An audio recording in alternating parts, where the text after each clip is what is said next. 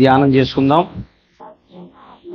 దేవుడు మనల్ని ప్రేమించి మరొక ఆదివారం ఈ రీతిగా మనం కూడుకోవడానికి కృపనిచ్చారు. అయితే మరి ఇంతవరకు పాడిన పాటలో ప్రార్థన దేవుడు ఆలకించారు. మన మధ్య ఆయన ఉన్నారు కనుక ఎక్కడ ఇద్దరు ముగ్గురు కూడుకుంటారో వారి మధ్య నేను ఉన్నానని చెప్పాడు కనుక దేవుడు మన మధ్య ఉన్నారు. కనుక ఈ రాత్రి మనతో దేవుడు వాక్యం ద్వారా మాట్లాడాలని మరి మనం కోరుకుందాం.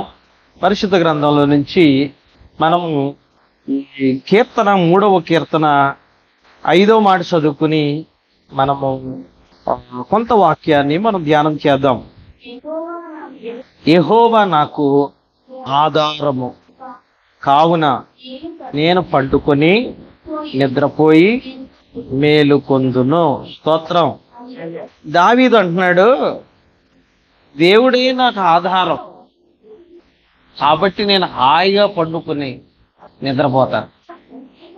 అంటే ఎందుకు అసలు ఇంకా కాస్త మనం గమనిస్తే మొదటి మాటలో ఏముందంటే, నన్ను బాధించువారు ఎంతో విస్తరించి ఇంకో మాట ఉంది, నా మీదికి లేచువారు అనేకులు.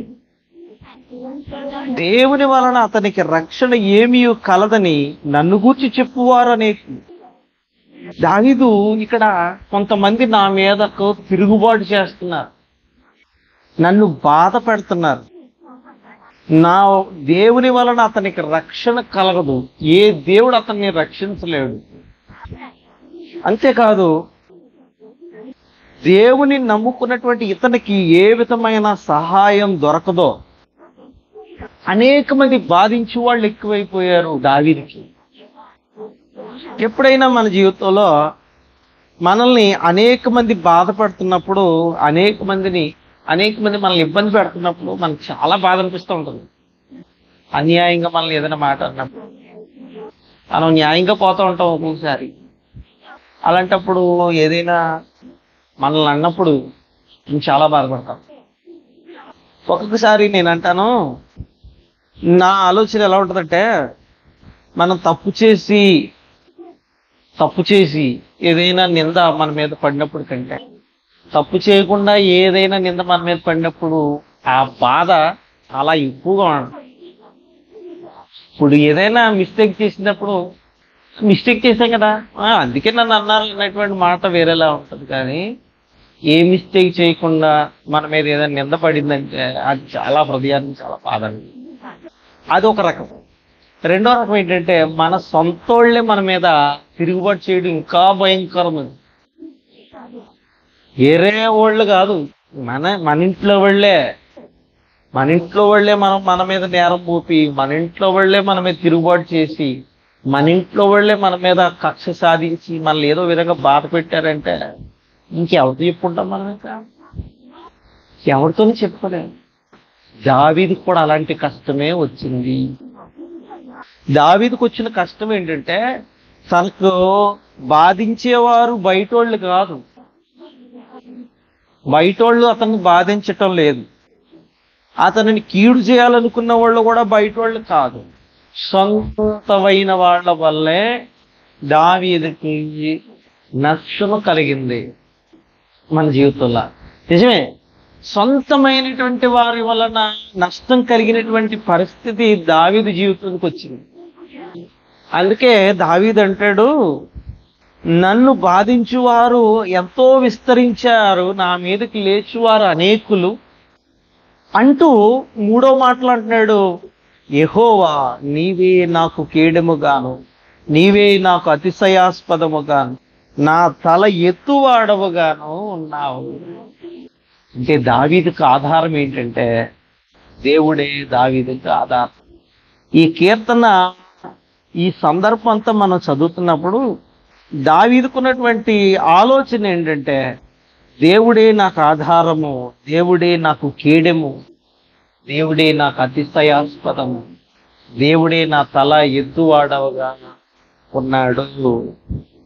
నేను ఎలుగెత్తి మొర్రపెట్టినప్పుడు ఆయన తన పరిశుద్ధ పర్వతము నుండి నాకు ఉత్తరం ఇచ్చును, ఆయనే నాకు ఆధారము కావున నేను పండుకొని నిద్రపోయి మేలుకొందును అని ఎంత ధైర్యంగా చెప్పగలుగుతున్నాడంటే, నిజంగా ఎప్పుడైనా మనం కూడా సొంతమైన వారి వలన మనకు ఏదైనా బాధింపబడే పరిస్థితులు మన జీవితాల్లోకి వచ్చినప్పుడు మనం కూడా దావీదులాగా ధైర్యం తెచ్చుకుని దేవుని మీద ఆధారపడగలిగితే, దేవుడు ఎంతైతే అవమానాన్ని వారు మనకు కలుగు చేయాలనుకున్నారో తిరిగి అదే అవమానాన్ని దేవుడు వారికి కలుగుతాడు.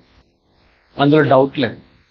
మనం ఏమనుకుంటామంటే చాలా బాధపడిపోతాం. మనమైతే ఏదన్నా మనకి ఏదో చిన్న కష్టం కలిగిన బాధ కలిగిన ఏదో కలిగినా వెంటనే మనకేమవుతుందంటే మన సొంత వాళ్ళే ఇలా చేస్తారు, వీళ్ళు మనకి మన బంధువులే కదా వీళ్ళు ఇలా చేస్తే, వీళ్ళకి అసలు ఈ కనీసం రక్త సంబంధులమన్నా కూడా జ్ఞానం లేదేంటి, మమ్మల్ని ఇంతలాగా ఇబ్బంది పెట్టారు అని చాలా మనం బాధపడిపోతాం. కానీ ఆ బాధలో మనం గనక దావీదులాగా దేవుడే నాకు ఆధారము, దేవుడే నా తల ఎత్తుతాడు, దేవుడే నాకు అతిశయాస్పదము, దేవుడే నాకు కేడెము అని గనక మనం నిలబడితే, ఎవరైతే మన జీవితాల్లోనికి ఆ కీడు కలుగు చేయాలని అనుకుంటా ఉంటారో వారి ఎదుటనే దేవుడు మనల్ని హెచ్చిస్తాడు. దేవుని స్తోత్రం. ఇంకొక మాట ఉంటుంది, 7వ వచనాన్ని చరణం కూడా చదివినట్టయితే 3వ కీర్తన 7వ చరణం, యెహోవా లెమ్ము, నా దేవా నన్ను రక్షింపుము, నా శత్రువులందరినీ దవడ ఎముక మీద కొట్టువాడవు నీవే, దుష్టుల పళ్ళు విరగొట్టువాడవు నీవే, రక్షణ యెహోవాది, నీ ప్రజల మీదకి నీ ఆశీర్వాదము వచ్చునుగాక. స్తోత్రం చెప్పండి. ఎంత అద్భుతమైన మాట. దావీదుకి ఎంత ధైర్యమో. ఏంటి అతనికి ఉన్నటువంటి ధైర్యము అంటే, ఇప్పటికే తను ఒక రాజు, అప్పటికే రాజ్యానికి రాజు అయి ఉన్నాడు, తన దగ్గర బోళ్ళంత మంది సైనికులు ఉన్నారు, మంత్రులు ఉన్నారు, సైన్యాధిపతులు ఉన్నారు. కానీ వీళ్ళందరినీ చూసి దావీదు ఏమాత్రం గర్వపడట్లేదు, ఒక్క దేవునిని బట్టే గర్వపడుతున్నాడు. అసలు వాస్తవానికి ఏం జరిగింది అని అడిగితే, మనము పైన ఈ 3వ అధ్యాయం పైన మనం ఫుట్నోట్ల పైన హెడ్డింగ్ లో మనం చదివితే, అబ్షాలోమును తన కుమారుని ఎదుటి నుండి పారిపోయినప్పుడు దావీదు రచించిన కీర్తన అది. అబ్షాలోము అనేటువంటి తన కొడుకు చేతిలో తప్పించుకొని పారిపోయాడంట ఆయన.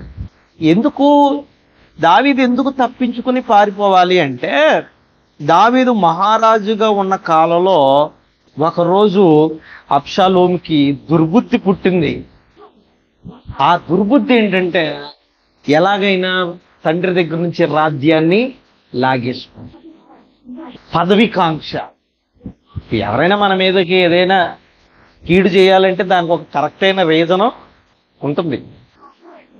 రాజుగారు వాళ్ళ ఇంటి దగ్గర నుంచి భూములు లాగేసుకోవాలనేటువంటి ఆలోచనలు ఇలాంటివి ఖచ్చితంగా ఉంటాయి. ఎక్కడైనా సరే ఉండదమ్మా. మన మీద ఏదైనా ఎవరైనా వ్యతిరేకంగా ఏదైనా చేయాలని ఆశపడుతున్నారంటే దాని వెనక ఒక భయంకరమైనటువంటి బలమైనటువంటి రీజన్ ఉంటుంది. తండ్రి ఏమో మహారాజు, సింహాసనం మీద ఉన్నాడు దావీదు.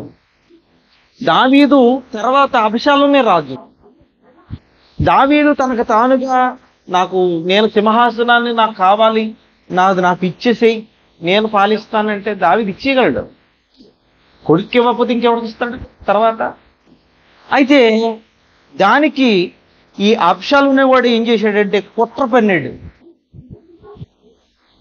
పన్ని కొంతమంది తనకు అనుకూలమైన వారిని అందరినీ దగ్గర చేర్చుకుని, ఫేవరెట్లు ఉంటారు కదా కొంతమంది, అనుకూలమైన వారిని అందరినీ దగ్గర చేసుకుని రాజు గవిని దగ్గర నిలబడి ఉదయకాలం వెళ్ళిపోయి, లోపలికి గవిని ఉంటుంది కదా, లోపలికి వెళ్ళి ఎంట్రన్స్, రాజు లోపలికి రాజమందిరానికి వెళ్ళి లోపలికి ఎంట్రన్స్కి వెళ్ళేటువంటి ఆ మందిరం దగ్గర నిలబడి కనపడ్డ వాళ్ళందరినీ కౌగిలించుకోవడం మొదలెట్టాయి. కనపడ్డ వాళ్ళని కౌగిలించుకుని మొదలెట్టేసి వాళ్ళ యోగక్షేమాలు అడుగుతుంటే కొంతమంది, అమ్మో దావీదు కంటే అబ్షాలోమే చాలా ప్రేమ చూపిస్తున్నాడు అని చెప్పి కొంతమంది జనం అబ్షాలోము వైపు తిరగడం మొదలుపెట్టారు. ఆ తర్వాత కొంతమంది దావీదు పక్షంగా కొంతమంది ఉన్నారు, నీతి కలిగిన వాళ్ళు, చాలా నిజాయితీ కలిగిన వాళ్ళు కొంతమంది ఉన్నారు. ఎప్పుడైతే ఇతడు తనకు అనుకూలమైన వారిని ఏర్పాటు చేసుకుని రాజ్యమును వశపరుచుకోబోతున్నాను అని చాటింపేశాడు. రాజ్యం నాదైపోయింది, నేను ఎక్కడి నుంచి నేనే రాజుని అని చెప్పి ఆ రాజ్యములు చాటింపేయడం మొదలుపెట్టాడు. ఆ చాటింపు ఎవరు విన్నారంటే దావీదు విన్నాడు. ఆహా, అలాగా అయితే మనం ఇక్కడ ఉండడం ఏమాత్రం మంచిది, ఇక్కడ నుంచి వెళ్ళిపోవటం మంచిది అని చెప్పి వెంటనే తన పరివారాన్ని తీసుకుని వాళ్ళందరినీ తీసుకుని కనీసం ఎలా వెళ్ళాడు దావీదు అంటే చాలా బాధ అవుతుంది ఈ సన్నివేశం చూస్తే. దావీదు ఎలా వెళ్ళాడో తెలుసా? చూడండి, 2వ సమూయేలు గ్రంథము 15వ అధ్యాయము, సమూయేలు 2వ గ్రంథము 15వ అధ్యాయము 30వ వచనంలో దావీదు రాజ్యాన్ని విడిచిపెట్టి ఎలా వెళ్ళిపోతున్నాడో అక్కడ సందర్భం మనకు కనిపిస్తుంది. అయితే దావీదు ఒలీవ చెట్ల కొండ ఎక్కుచు ఏడ్చుచు తల కప్పుకొని పాదరక్షలు లేకుండా కాలినడకన వెళ్ళిపోయాడు. అతని యొద్దనున్న జనులందరూ తలలు కప్పుకొని ఏడ్చుచు కొండ ఎక్కిరి అని రాయబడింది. అబ్బాబా, ఒక మహారాజుకి తన వస్త్రాలు చాలా శ్రేష్టమైన వస్త్రాలు ఉంటాయి. నెత్తి మీద స్వర్ణ కిరీటం ఉంటుంది, ఒంటి నిండా బంగారు ఆభరణాలు ఉంటాయి, చేతిలో రాజదండం ఉంటుంది, పాద రక్షలు కూడా ఉంటాయి, అవి కూడా బంగారంతో చేయబడి. కానీ దావీదు అటన్నింటినీ విడిచిపెట్టేసి తనకు తిరుగుబాటు జరిగింది, తను చంపేపోతున్నాడు తన కొడుకే అని చెప్పి, పోలే నాకు వద్దుకిది అని చెప్పి వాటన్నిటిని విడిచిపెట్టి ఒలీవ చెట్ల కొండలు ఎక్కుచు ఏడ్చుచు అని రాయబడింది. అబ్బా, అబ్బాయి కదా, ఏడ్చుచు ఎలా వెళ్ళాడంటే తల కప్పుకొని. వాస్తవానికి మగవారు తల కప్పుకోకూడదు. బైబిల్లో ఉన్నటువంటి వాక్య ప్రకారంగా మగవాళ్ళు ఎవరు తల కప్పుకోకూడదు, ఆడవారు మాత్రం ముసుగు వేసుకోవాలి. మగవాళ్ళు అసలు ముసుగు వేసుకోకూడదు. ముసుగు వేసుకుంటే అది దుఃఖానికి, శ్రమకు, వేదనకు సాదృశ్యం. అయితే దావీదు ఏం చేశాడని రాయబడిందంటే తల కప్పుకొని కొండ ఎక్కుచు పాదరక్షకులు లేకుండా, కనీసం చెప్పులు కూడా లేకుండా కాలినడకన కొండ ఎక్కాడని. ఎంత బాధలో వెళ్ళాడు దావీదు.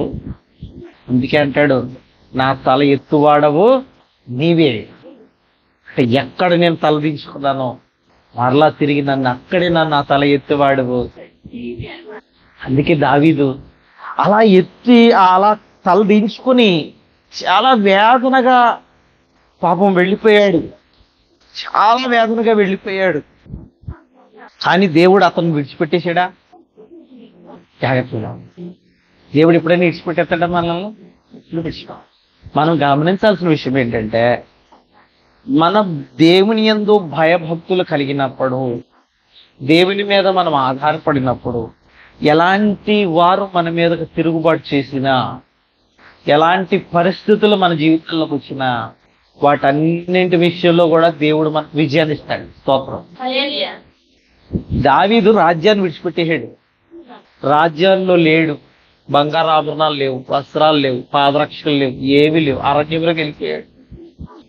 కానీ అరణ్యములో ఉన్న రాజకోటలో ఎలా బ్రతుకుతాడో అలాగే దేవుడు దావీదుని బ్రతికించాడు. ఎంత రాయల్ గా దేవుడు పోషించాడో దావీదుని ఉదాహరణ చూపిస్తాను చూడండి. సమూయేలు 2వ గ్రంథం 17వ అధ్యాయం 17వ అధ్యాయము 28 వచనం.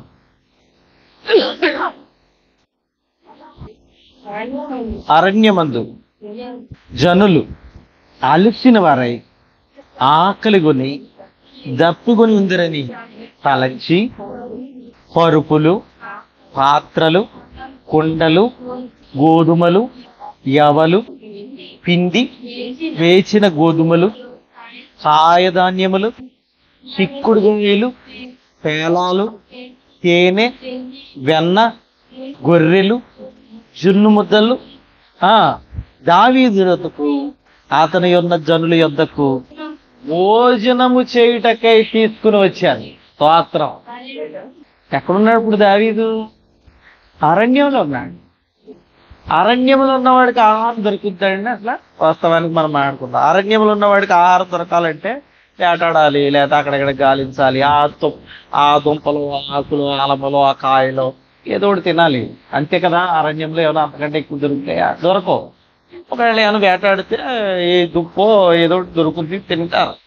కానీ దావీదు అరణ్యములో ఉన్నాడని, ఆకలితో ఉంటాడని, అతనితో కూడా చాలా మంది వచ్చేసారని, ఎందుకంటే అతనికి ఫేవరెట్లు చాలా మంది ఉన్నారు దావీదుకి. వాళ్ళు కూడా రాజ్యాన్ని విడిచిపెట్టి వచ్చేసారు దావీదు వెనకాల.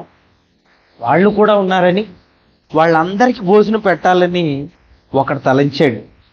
అతని పేరేం పేరంటే చూడండి, గిలాదీయుడైన బర్జిల్లయు అని ఉంటుంది అక్కడ. గిలాదీయుడైన బర్జిల్లయు అనేవాడు 27వ వచనంలో చివరి మాట, 28 స్టార్టింగ్ లో ఉంటుంది చూడండి. గిలాదీయుడైన బర్జిల్లయి అన్నాడు. ఈ గిలాదీయుడైన బర్జిల్లయి అనేవాడు దావీదు ఆకలితో ఉంటాడని, దావీదుతో ఉన్న వాళ్ళు కూడా ఆకలితో ఉంటారని అతని కోసం ఏం తీసుకొచ్చాడంట? మొట్టమొదటగా పరుపులు తీసుకొచ్చాడు. పరుపులు తీసుకొచ్చాడు అంటే దావీదు పండుకోవటానికి, మహారాజు పండుకోవటానికి రాజమందిరంలోనే ఉంటాయి పరుపులు. కానీ ఆ పరుపులు దేవుడు ఇప్పుడు ఎక్కడ తీసుకొచ్చాడు? అరణ్యంలోకి. పడుకోవటానికి పరుపులు అద్భుతం కదా. రెండవది పాత్రలు, కుండలు. పాత్రలు దేనికి అంటే భోజనాన్ని ప్రిపేర్ చేయడానికి. రెండవది కుండలు దేనికంటే నీటిని తెచ్చుకోవటానికి, నీటిని స్టోర్ చేయడానికి. 3 గోధుమలు. శ్రేష్టమైన ఆహారం గోధుమలు. తర్వాత ఎవలు. ఒకవేళ ఇవి కాకుండా ఒకళ్ళు అప్పటికప్పుడు ఏమన్నా అప్పాలు కాల్చుకోవాలంటే పిండి, రెడీమేడ్ పిండి. ఇంకోటి ఉంది అక్కడ, వేచిన గోధుమలు. ఇందాక మామూలు గోధుమలు, ఇప్పుడు వేచిన గోధుమలు. తర్వాత కాయధాన్యాలు. కాయధాన్యాలు ఏదైతే ఉంటున్నాయో అవన్నీ కూడా తీసుకొచ్చాయి. తర్వాత చిక్కుడుకాయలు, తర్వాత పేలాలు, పాప్కార్న్, అవి కూడా తీసుకొచ్చేసాయి. ఇంకేమంటే తేనె, వెన్న, గొర్రెలు. ఒకవేళ ఇవన్నీ కూడా వెజిటేరియన్. ఇది ఒకవేళ వాళ్ళు కనుక ఒకవేళ నాన్ వెజ్ తినాలనుకుంటే ఏం తీసుకొచ్చారు అక్కడికి? గొర్రెలు కూడా తీసుకొచ్చారు. తర్వాత చున్ను ముద్దలు. దావీదును అతని జనుల ఎదుకు భోజనం చేయడానికి తీసుకొచ్చారు. అబ్బా అబ్బా. అంటే దేవుని విశ్వాసం కలిగిన వాడు, దేవుని మీద నమ్మకం కలిగిన వాడు అంతఃపురంలోనైనా ఒకలాగే ఉంటాడు, అరణ్యంలోనైనా ఒకలాగే ఉంటాడు. అది దేవుని మీద ఉండాల్సినటువంటి భక్తి. దావీదు ఎంత ధైర్యంగా ఉన్నాడు అంటే, దావీదుకు వెళ్ళిపోయేటప్పుడు ఆ పరుపులు ఎట్టుకెళ్దాం, ఈ గిన్నెలు ఎట్టుకెళ్దాం, ఆ ఆహారం పెట్టుకెళ్దాం అని ఏం ఆలోచించలేదు. నా దేవుడు నాకు తోడుకున్నాడు, ఆయనే నాకు ఆధారం, ఆయనే నా కేడము, ఆయనే నా అతిశయాస్పదము, ఆయనే నా కొండ, నా కోట అనుకుని బయలుదేరిపోయాడంటే. కానీ అరణ్యములో ఉన్నా సరే దేవుడు అంతఃపురములో ఉన్నట్టుగా దేవుడు దావీదుని పోషించాడు. స్తోత్ర. నిజంగా ఇది ఎంతో చక్కటి కీర్తన. ఈ కీర్తన 3వ కీర్తన మనం చదువుతున్నప్పుడు దావీదు పట్ల దేవునికున్న గొప్ప ప్రణాళిక, దావీదు కొరకు దేవుడు చేసిన గొప్ప కార్యాలు.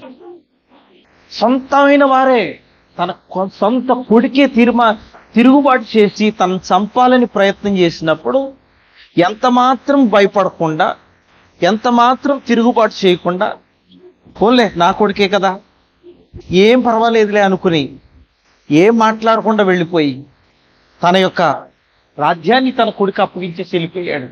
కానీ దేవుడు విడిచిపెట్టాడా? మన సొంతమైన వారు మనకు అన్యాయం చేయొచ్చేమో, కానీ దేవుడు మనకి ఎప్పుడు అన్యాయము చేయడు. మనం గనక దేవుని మీద నమ్మకం ఉంచితే దేవుడు మనల్ని తల ఎత్తువారుగా చేస్తాడు. తల ఎత్తువారుగా చేస్తాడు. ఆఖరికి అబ్షాలోము ఎలా చచ్చిపోయాడో తెలుసా? చూడండి, అది కూడా చదివేసి ప్రార్థన చేసుకుందాం. 18వ అధ్యాయము సమూయేలు 2వ గ్రంథం, రెండవ సమూయేలు గ్రంథం 18వ అధ్యాయము 9వ వచనాన్ని మనం చదివినట్టయితే, అబ్షాలోము కంచరగాడిద మీద ఎక్కిపోవచ్చు దావీదు సేవకులకు ఎదురయ్యాను. ఆ కంచరగాడిద యొక్క గొప్ప మస్తకి వృక్షము యొక్క చిక్కు కొమ్మల క్రింద నుంచి పోయినప్పుడు అతని తల చెట్టుకు తగులుకొనినందున అతడు ఎత్తబడి ఆకాశానికి భూమికి మధ్యను వేలాడుచుండగా అతని క్రింద నుండి కంచరగాడిద సాగిపోయెను. తర్వాతి కాలంలో దేవుడు మరలా దావీదు జ్ఞాపకం చేసుకున్నారు. అయితే ఒక దినాన్ని అబ్షాలోము కంచరగాడిద వేగంగా వెళ్ళిపోతున్నాడు. మస్తకి వృక్షం అనే వృక్షం కింద నుండి వెళ్తున్నాడు. అబ్షాలోము ఎలాంటి వాడంటే మంచి సౌందర్యం కలిగిన వాడు, చక్కటి జుట్టు కలిగిన వాడు. అయితే అతని జుట్టు అతని యొక్క వెంట్రుకలు ఆ ఓడలకు తగులుకొని చిక్కుబడిపోయి అతడు ఆకాశానికి భూమికి మధ్యన వ్రాలాడుతున్నాడు. కింద నుంచి ఏం వెళ్ళిపోయింది? గాడిద వెళ్ళిపోయింది. ఇది చూసాడు ఎవరో తెలుసా? దావీదు యొక్క అనుచరులు ఒకడు చూశాడు, యోవాబు అనేవాడు. వెంటనే ఇంతకాలం వీడే కదా, మా మహారాజు అయినటువంటి దావీదును చంపాలనుకున్నవాడు ఈడే కదా, రాజ్యం నుంచి బయట పంపించినవాడు ఈడే కదా అని చెప్పి బాణం తీసుకుని అబ్షాలోముని కొట్టి చంపేసి అబ్షాలోము చచ్చిపోయాడు. ఆ విషయాన్ని దావీదుకు చెప్పినప్పుడు దావీదు ఎంతో బాధపడ్డాడు. నా కుమారుడా, నీ చేతిలో నేను సావాల్సి ఉందా, నా చేతిలో నువ్వు చనిపోయావా అని కుమారుడు కోసం చాలా బాధపడ్డాడు. అలాగా అబ్షాలోము జీవితము నాశనం అయిపోయింది. అతని జీవితం పాడవటానికి కారణం ఏంటంటే పదవి కాంక్ష. పదవి, నేను కూడా రాజ్యాధికారం చేయాలి, తండ్రిలాగా రాజ్యాధికారం చేయాలి. ఒకవేళ దావీదు తర్వాత ఎలాగో రాజు అవుతాడు, కానీ అతని కాంక్ష ఏంటంటే ఎలాగైనా ఇది రాజ్యాన్ని నేను కవిషం చేసుకోవాలి అని ఆలోచించాడు. పన్నాగం పడ్డాడు. దానివల్ల ఏ ప్రతిఫలాన్ని ఎందుకోలేకపోయాడు. కొంతకాలం పరిపాలన చేశాడు. ఎందుకు ఆ పరిపాలన ఆఖరికి దిక్కులేని కుక్క చావు చచ్చిపోయాడు. ఆకాశానికి భూమికి మధ్య మస్తకి వృక్షం యొక్క ఓడలకు తన జుట్టు చిక్కుకొని ఎలాడుతుంటుండగా యోవాబు అనేవాడు బాణం తీసుకుని వచ్చి కొట్టే చచ్చిపోయాడు. ఇంత బలహీనపడినటువంటి, కష్టపడినటువంటి, అవమానపడినటువంటి, వేదన పడిన దావీదు తలను మరలా దేవుడు తిరిగి హెచ్చించాడు. మన జీవితాల్లో కూడా మనకెవరైనా సరే కీడు చేయాలని ఆలోచించినప్పుడు, అది మన కుటుంబ సభ్యులైనా మన బంధువులైనా ఎవరైనా, మనము దేవునిని విడిచిపెట్టకుండా దేవుని మీద ఆనుకుని దేవుని మీద మనం ఆధారపడితే దేవుడు తప్పకుండా మన తలనే ఎత్తుతాడు. దానికి ఉదాహరణ ఏంటంటే దావీదునే. కనుక మనం ఎప్పుడు దేవుని మీద విశ్వాసాన్ని మనం కోల్పోకూడదు. ప్రార్థన విడిచిపెట్టకూడదు. దేవుని మీద ఆధారపడడం మర్చిపోకూడదు. దేవునితో మనం సహవాసం చేయాలి. ఒకవేళ శత్రువుల గురించి మనం ప్రార్థన చేయాలి. ఎవరైతే మనం కీడు చేయాలనుకున్నారు వారి కొరకు మనం ప్రార్థించాలి. మరి అంశాలు మనం కీడు చేయాలని తలంచిన దావీదు ఎప్పుడు కూడా తన కొడుకుని చంపాలని కూడా ఎన్నడూ అనుకోలేదు. అది దేవునికి అప్పగించాం.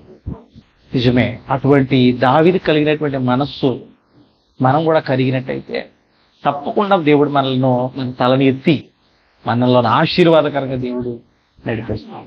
కనుక ఈ కీర్తనలో ఉన్నటువంటి ప్రాముఖ్యమైనటువంటి మాటలు దావీదు యొక్క జీవితంలో దేవుడు చేసినటువంటి అద్భుతాలు. ఎక్కడైతే అవమానపడ్డాడో మరలా దావీదు అక్కడే ఆశీర్వదింపబడ్డాడు. కనుక మన జీవితంలో కూడా ప్రభు మీద మనం ఆధారపడదాం. దేవునిని కూడా అనేక మంది యేసు ప్రభు వారిని యూదులైన వారందరూ కూడా అసహించుకున్నారు, తృణీకరించారు. అని ఆయనే లోకరక్షకుడయ్యాడు. ఆయనే మన కొరకు సిలువలో రక్తం గార్చి ప్రాణం పెట్టారు. ఆయన మన యొక్క రక్షణ దాత. ఆయన ద్వారా మనకు రక్షణ దొరికింది. ఆయనే పరలోక రాజ్యానికి మార్గాన్ని తెరిచారు.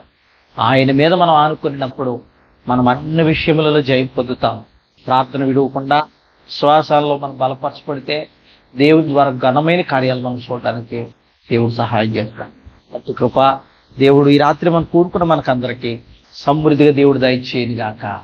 తల్లవచ్చని ప్రార్థన చేస్తున్నాం. ప్రేమ కలిగిన తండ్రి, దయగలిగిన మా రాజా, మీకు వందనాలు స్తోత్రములు. ఈ రాత్రి ప్రభా చేరి వచ్చిన ఇదిగో మా ప్రియుల కొరకు ప్రార్థన చేస్తున్నాం. ఇంతవరకు ప్రభు ఇదిగో చక్కటి వాక్యాన్ని మీరు మాకు ఇచ్చారు. మేము వాక్యం ద్వారా అనేకమైన విషయాలు ధ్యానం చేసుకున్నాం. దేవా, నీ మీద ఆధారపడిన వారిని ఎన్నడూ నువ్వు విడిచిపెట్టవు.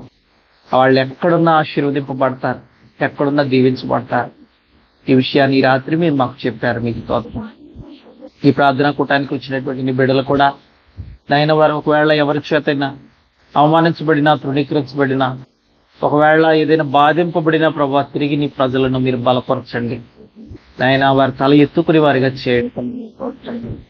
ఈ రాత్రి ప్రత్యేకమైన నీ కృప నీ బిడ్డలకు అనుగ్రహించి నడిపించమని ఈ రాత్రి ప్రభా, ఇందులో ప్రార్థన కూటలో ఉన్నటువంటి మా ప్రియులు రాజు గారిని, సలోమి గారిని, ఇదిగో మా ప్రియులు నాయన ప్రియాంక గారిని, కష్ట నాయన, వీరిని కూడా ప్రార్థన చేస్తున్నాను. ఇంకా అనేక మంది బిడ్డలు రావాల్సింది ప్రభు, వారిని కూడా రప్పించండి. నీ సన్ని తోడించి బలపరచండి. నీ చిత్తమైతే మరో పర్యాయం మేమందరం కూరుకోవటానికి సహాయం చేయండి. ఘనత, మహిమ, ప్రభావాలు మీరే పొందుతారు. ప్రభు చూపించి నడిపించి మహిమ పొందమని యేసునామమున నడుచున్నాను పరమ తండ్రి. తండ్రి దేవుని ప్రేమ, రక్షకుడైన యేసుక్రీస్తు ప్రభు వారి కృప, పరిశుద్ధాత్మ దేవుని సహాయం మనకు అందరికీ సదాకాలం తోడైన నడిపించిన గాక.